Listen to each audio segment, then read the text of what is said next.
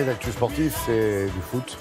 Oui, on va commencer avec la Coupe de France. On parlera de Salah après le Nantais qui a disparu. Alors la Coupe de France, c'est les 16e de finale et Monaco qui est éliminé de ces... Pas par Metz, en plus. Alors, on va le dire, Monaco, ils sont avant-dernier de Ligue 1 et Metz, ils sont au premier de Ligue 2. Ouais. Voilà, on va regarder tous les buts. Parce qu'on a eu beaucoup hier soir avec Monaco qui est en perdition en championnat et qui espérait se rassurer avec cette Coupe de France, vainqueur de 43 de ses 69 confrontations avec Metz. Les Monégasques démarrent mal à domicile et encaissent un but de Gauthier Hein à la demi-heure de jeu. Réaction monégasque quasi immédiate. C'est le capitaine Falcao qui s'en occupe.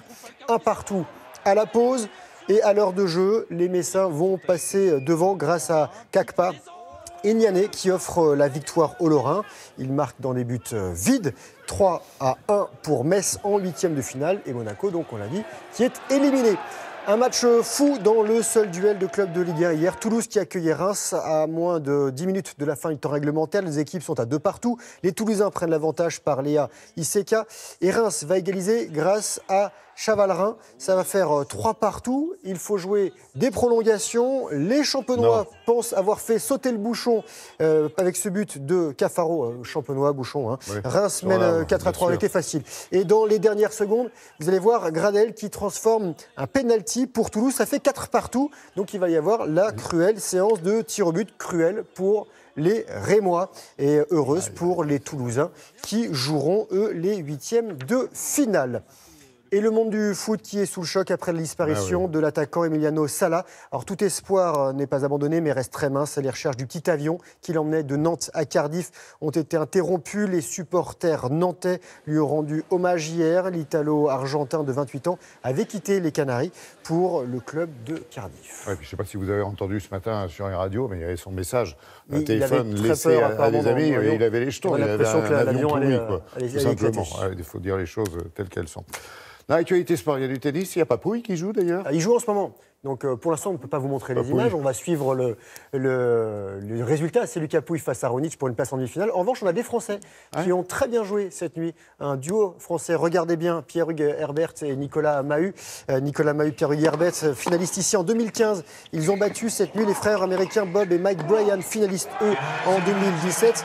La paire française qui a remporté Roland-Garros l'an dernier s'est imposée 6-4, 7-6. Ils sont en demi-finale du double. Et en simple dame, la japonaise Osaka sera présente en demi-finale, victorieuse de l'US Open en septembre. La 4e mondiale a dominé l'Ukrainienne Svitolina 6-4, 6-1. En revanche, pas de dernier carré pour Serena Williams qui a soulevé le trophée ici à 7 reprises. L'Américaine qui est 16e du classement a été éliminée par la Tchèque Pliskova, 8e, dont ce sera la 3e demi-finale en Grand Chelem. Elle a gagné 6-4, 4-6, 7-5.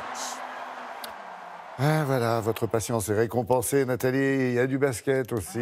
Du basket européen avec 4 clubs français, c'est pour vous. Il y en a 2 qui gagnent et 2 qui perdent. On commence par celui qui a gagné. D'accord, il faut que tout le monde gagne. Il faudrait que tout le monde gagne. Villeurbanne qui gagne en blanc, a vaincu en Eurocoupe, 4 matchs de top 16, 4 victoires.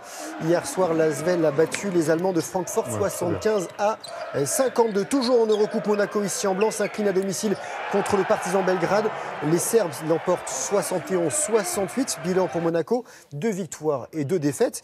Et patatras à Patras pour Strasbourg. En bleu, les Alsaciens qui s'inclinent 77 à 64 avec un 12e match de Ligue des Champions, 6 défaites.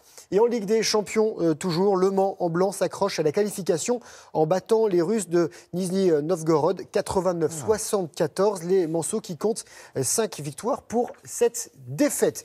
Et pour finir, on va s'aérer direction la Haute-Savoie et le superbe lac d'Annecy, la Glagla Race 650 courageux venus de toute l'Europe. Oui, Glagla, parce que l'eau était à 5 degrés, l'air à 6, du stand-up paddle. Ils sont venus pagayer au programme 2 courses. 6 et 14 km, comptant pour l'Alpine Lake Tour. Et sur la longue distance, victoire de Ludovic Telade en 1h28. Et chez les dames, la star allemande Sonny Onscheid en 1h35.